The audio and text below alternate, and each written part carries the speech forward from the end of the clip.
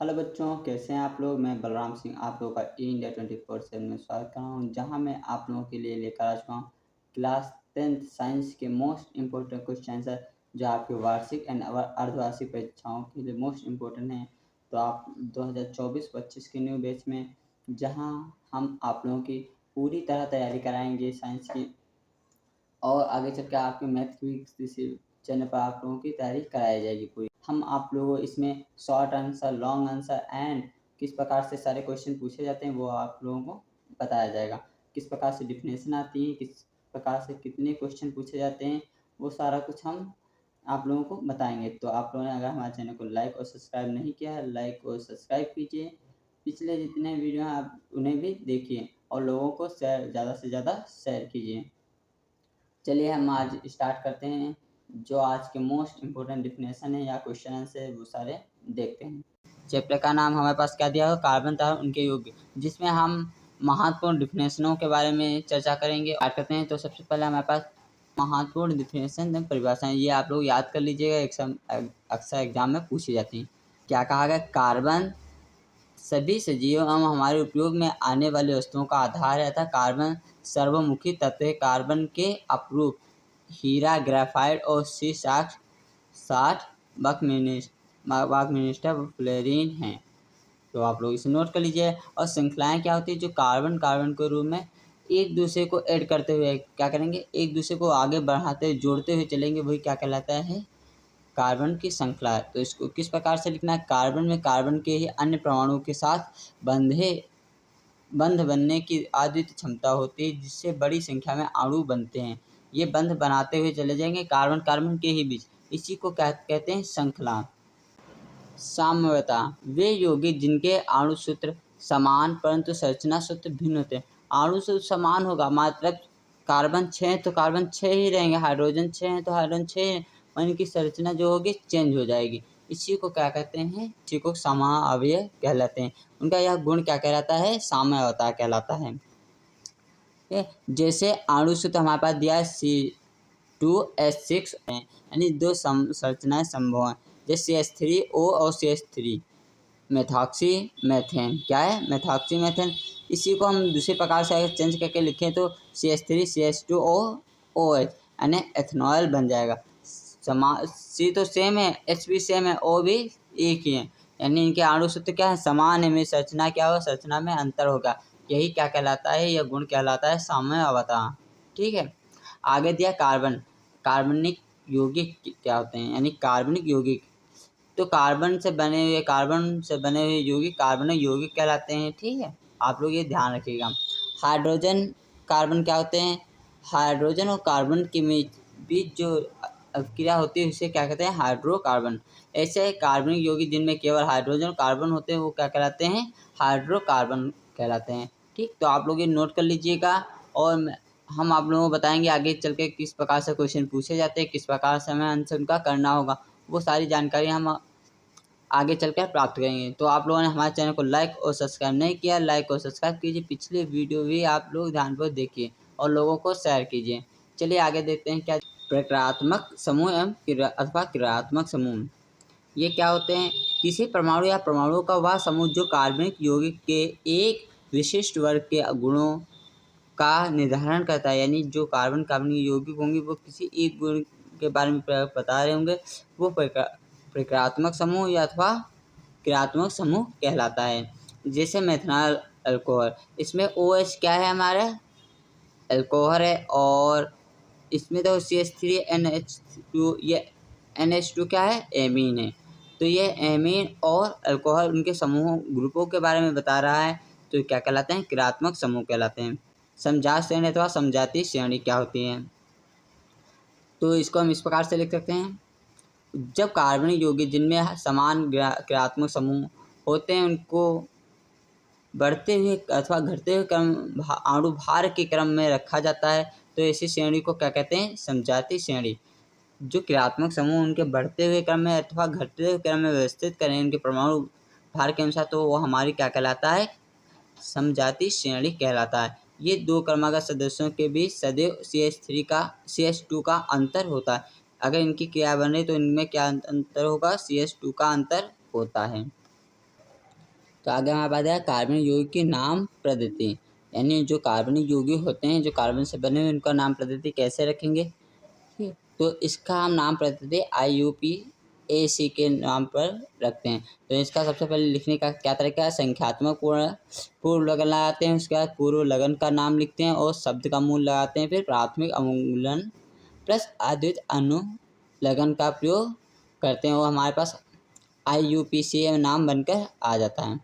तो इसके बारे में हम विस्तार से चर्चा करेंगे आगे क्वेश्चनों में। तो सबसे पहले हम इसकी छोटी छोटी डिफिनेशन देखते हुए चलते हैं। ठीक है, आगे दिया है हमारे पास कार्बनिक यौगिक को रासायनिक गुणधर्म। जो कार्बनिक यौगिक होते हैं उनके रासायनिक गुणधर्म क्या होते हैं। तो सबसे पहले हमारे पास दिया है दहन, यानी दहन पर अधिकांश कार्बनिक यौगिक प्रचुर मात्रा में ऊष्मा एवं प्रकाश मुक्त करते हैं।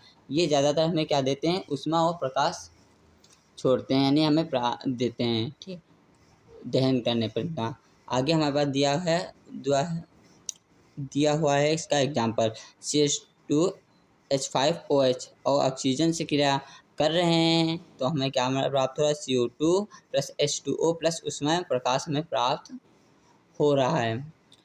आगे दिया हमारे पास ऑक्सीकरण। ऑक्सीकरण क्या होता है, अधिकांश कार्बनिक यौगिक को ऑक्सीजन सरलतापूर्वक होता है, यानी आसानी से जो ऑक्सीजन की क्रिया हो जाती है वो आसानी से हो जाती है। किसकी उपस्थिति, यानी जो क्षारीय अम्ल होते हैं उनकी उपस्थिति में जल्दी से हम करा सकते हैं। तो हमें से जब सारी इनकी अभिक्रिया जल्दी से कराएंगे तो साथ में हमें ऊष्मा भी प्राप्त होती है। जैसे C2H5OH की क्या हम ऑक्सीजन से करा रहे, पोटेशियम मैग्नीशियम ऑक्साइड की उपस्थिति में, तो हमें ऊष्मा प्राप्त होगी प्लस CH3COOH प्लस H2O यानी एथेनॉइक अम्ल प्राप्त होता है। तो आप लोग इसे नोट कर लीजिए। आगे दिया है संकलन अभिक्रियाएं। संकलन अभिक्रियाएं आप लोगों के बच्चों, प्यारे बच्चों, आपके 1 नंबर या 2 नंबर पर पूछी जाती हैं, तो इसे आप ध्यानपूर्वक पढ़ लीजिएगा, नोट कर लीजिएगा। चलिए देखते हैं आगे हमारे पास दिया हुआ है, उत्प्रेरक की उपस्थिति में आसंतर हाइड्रोकार्बन संतरफ से संयोग कर आसंतर हाइड्रोकार्बन बनाते हैं। यानी जो उत्प्रेरक होते हैं, उत्प्रेरकों की उपस्थिति में जो आसंतर हाइड्रोकार्बन होते हैं संतरफ, उसके बाद जो क्रिया करके क्या बनाते हैं, आसंतर हाइड्रोकार्बन बनाते हैं। जैसे CH2 और प्लस H2 यानी एथीन प्लस हाइड्रोजन से क्या बनेगा, तो एथेन बनेगा, यानी C2H6 बनेगा। तो आप लोग इसे नोट कर लीजिएगा। आगे हमारे पास दिया प्रतिस्थापन अभिक्रियाएं।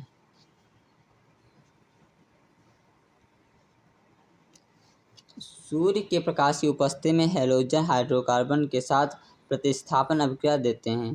प्रतिस्थापन, सूर्य के प्रकाश की उपस्थिति में हैलोजन हाइड्रोकार्बन के साथ प्रतिस्थापित अभिक्रिया देते हैं। यानी जो हमारे पास हाइड्रोजन होते हैं उनकी अभिक्रिया किससे कराते हैं, सूर्य के प्रकाश में कराते हैं। तो हमें क्या मिलेगा, जैसे मेथेन और क्लोरीन की अभिक्रिया सूर्य के प्रकाश में कराए तो मेथिल क्लोरोमेथेन प्राप्त होगा और HCl प्राप्त होता है। ठीक, तो आप लोग इसे नोट कर लीजिएगा और ध्यानपूर्वक पढ़ लीजिएगा। हमारे पास दिया एथेनॉल यानी CH3CH2OH। इसका निर्माण किससे करते हैं प्यारे बच्चों, स्टार्च युक्त पदार्थों से यानी किण्वन द्वारा होता है।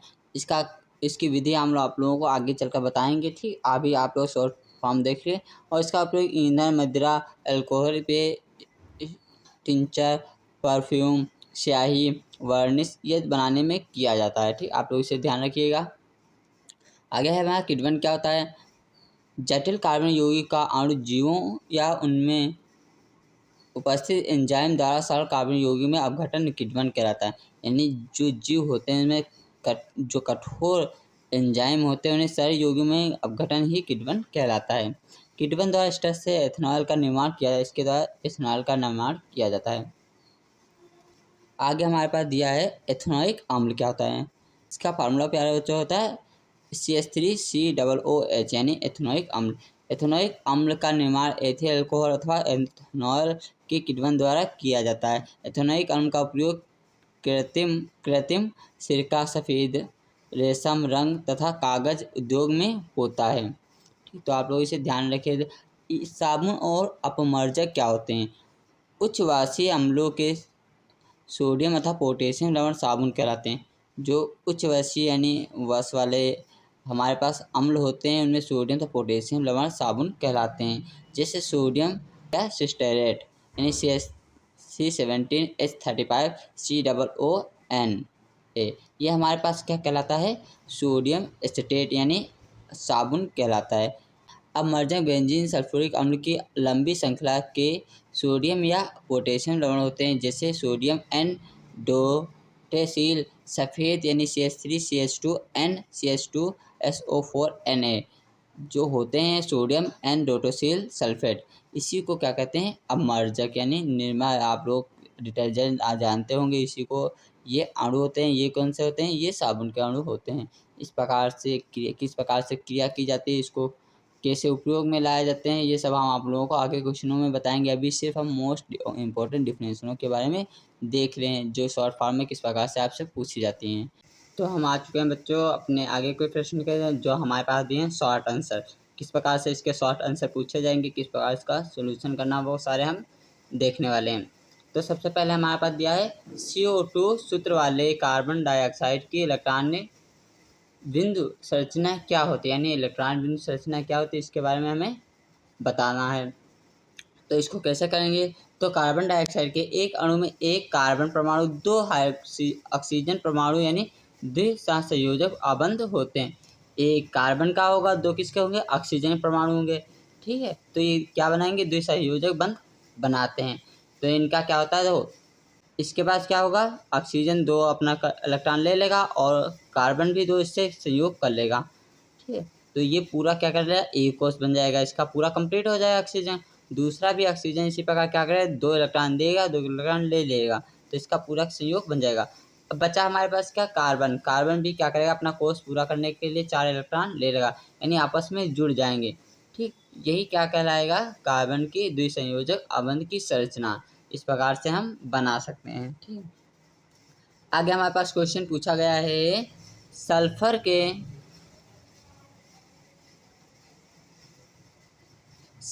8 परमाणुओं से बने सल्फर के अणुओं की इलेक्ट्रॉन बिंदु संरचना क्या होती है, यानी जो सल्फर के परमाणु इलेक्ट्रॉनिक विन्यास होता है, तो इसका संयोजक यानी संरचना किस प्रकार से बनेगी। ठीक है, वो हमें बतानी है।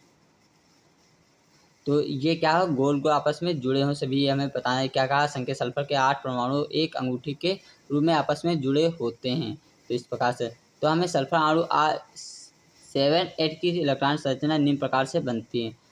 16 होते हैं इसके, क्या 2 8 6, यानी इसके कोर्स क्या होते हैं, कंप्लीट नहीं थी, इसलिए कोर्स क्या करेगा, पूरा करने के लिए आपस में इस प्रकार 2 इलेक्ट्रॉनों की कमी होगी, तो 2 आपस में सबसे क्रिया करेगा, सल्फर सल्फर सब यानी आपस में ही इलेक्ट्रॉन बांध लेगा और इस प्रकार से पूरी संरचना बन जाएगी।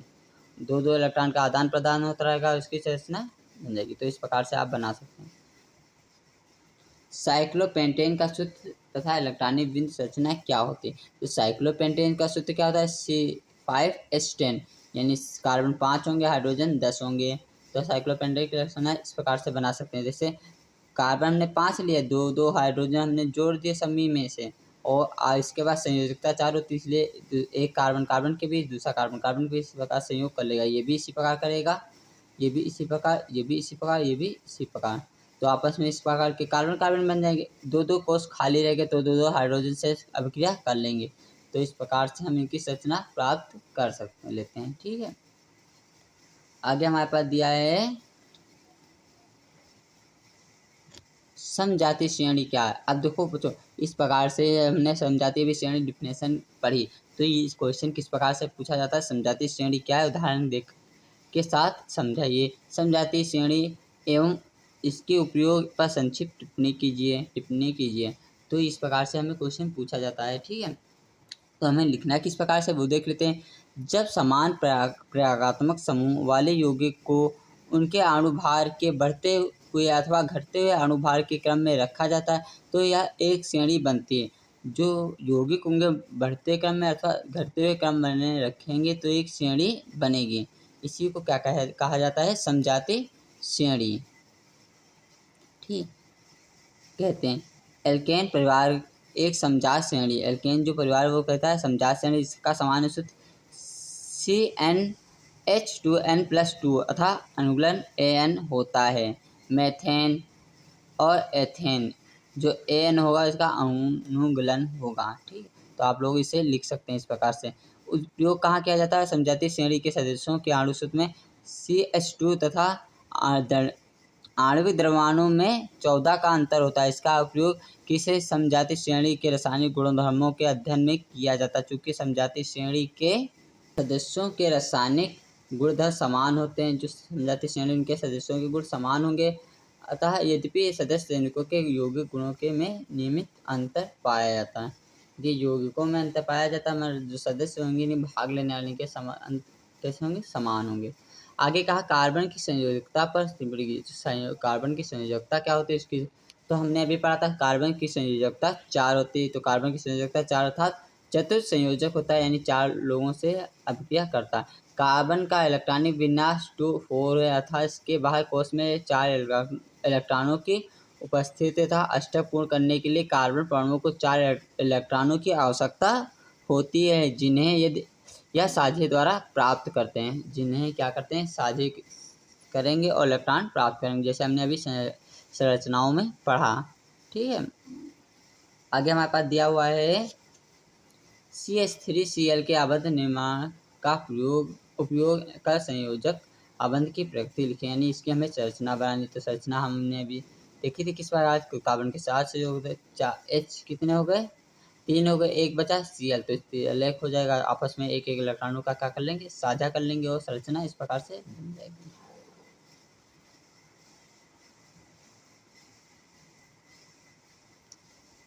आगे हमसे कहा एसिटिक अम्ल यानी CH3COOH का IUPAC नाम लिखिए। तो इसका IUPAC नाम क्या होता है? एथेनोइक अम्ल। क्या होता है? एथेनोइक अम्ल होता है नाम। ठीक, तो आप लोग इसे ध्यान रखिएगा क्योंकि एग्जाम में ये पूछा जाता है। ठीक, और कई बार पूछा भी जाए। 2017 में भी पूछा जा चुका है, 18 में भी पूछा जा सकता है और 22 में भी पूछा जा चुका है। तो आप लोग इसे ध्यान रखिएगा। प्रयोगशाला में सर्वप्रथम किस कार्बन यौगिक का निर्माण हुआ? इसका नाम तथा सूत्र लिखें। सबसे पहले किस कार्बन यौगिक का नाम उपयोग किया गया और इसका कैसे निर्माण हुआ उसका नाम बता। तो सबसे पहले किसका किया गया था बच्चों? तो सबसे पहले क्या था? यूरिया नामक जो कार्बन यौगिक का संश्लेषण हुआ, जिसे जर्मन वैज्ञानिक फ्रेडरिक वोहलर ने अमोनिया आइसोसाइनेट से संश्लेषित किया था। जो यूरिया है इसका सबसे पहले निर्माण हुआ था। इसको कैसे बनाया गया था? इसको अमोनिया आइसोसाइलेट की क्रिया करके टेम्परेचर देकर उसमें यूरिया प्राप्त किया गया था। ठीक है, तो आप लोग इसे याद रखिएगा। ठीक है, चलिए आगे देखते हैं हम क्या दिया है। ब्रोमोपेंटानेट का संरचनात्मक सूत्र लिखिए। तो इसका संरचना हमें बनानी, तो ब्रोमोपेंटानेट की तो आप जानते हैं 1 2 3 कितने ब्रोमोपेंटानेट C कितने होंगे? 5 होंगे। पेंटा कितने हैं? C5 होंगे और Br लगा होगा तो ये ब्रोमोपेंटा बन जाएगा। इसका IUPAC नाम हम आप लोगों को निकालना बताएंगे आगे। ठीक है, तो इस प्रकार से इसकी संरचना बना सकते हैं, आप लोग नोट कर लीजिएगा।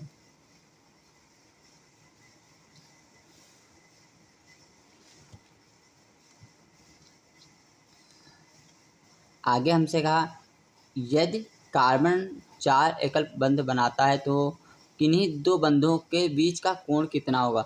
4 कार्बन बंध बनाता तो 2 के बीच कितना कोण होगा? तो 109 डिग्री 28 मिनट का कोण होता है। ठीक, तो आप लोग इसे नोट कर लीजिएगा, एग्जाम में पूछा जाता है 1 नंबर में। ठीक है, आगे हमसे पूछा गया है समूह या मूलक का संक्षिप्त टिप्पणी की। समूह क्या होते हैं या मूलक क्या होते हैं इन्हें बताना है। सामान्यतः प्रत्येक कार्बनिक यौगिक में 2 भाग होते हैं। कार्बन यौगिक जो होंगे उसमें 2 भाग होते हैं, इनमें से प्रत्येक भाग को समूह या मूलक कहते हैं। इन्हें दोनों मूलकों में से एक के कारण यौगिक के रासायनिक गुणधर्म प्रदर्शित कर होते हैं, जबकि दूसरे मूलक यौगिक के भौतिक गुणों को प्रभावित करता है। इन्हें क्रमशः क्रियात्मक समूह तथा एल्कीन समूह कहते हैं। ठीक, तो आप लोग यहाँ तक नोट कर लीजिएगा और बाकी क्वेश्चन जो हैं आप लोगों के कल इसी टाइम आप लोगों को बताए जाएंगे, आप लोग वीडियो प्रोवाइड की जाएगी। अगर आप लोगों को नोट्स प्राप्त करने में किसी प्रकार की दिक्कत आ रही, समस्या आ रही, तो आप हमें SMS कर सकते हैं या व्हाट्सएप पर मैसेज कर सकते हैं। हम आप लोगों को इसके PDF के सारे नोट्स प्रोवाइड करा देंगे। चलिए चलते हैं। तो आप लोगों ने हमारे चैनल को लाइक और सब्सक्राइब नहीं किया, लाइक और सब्सक्राइब कीजिए। पिछले जितने वीडियो हैं आप उन्हें भी शेयर कीजिए। बाकी की कल हम आप लोगों से मिलते हैं।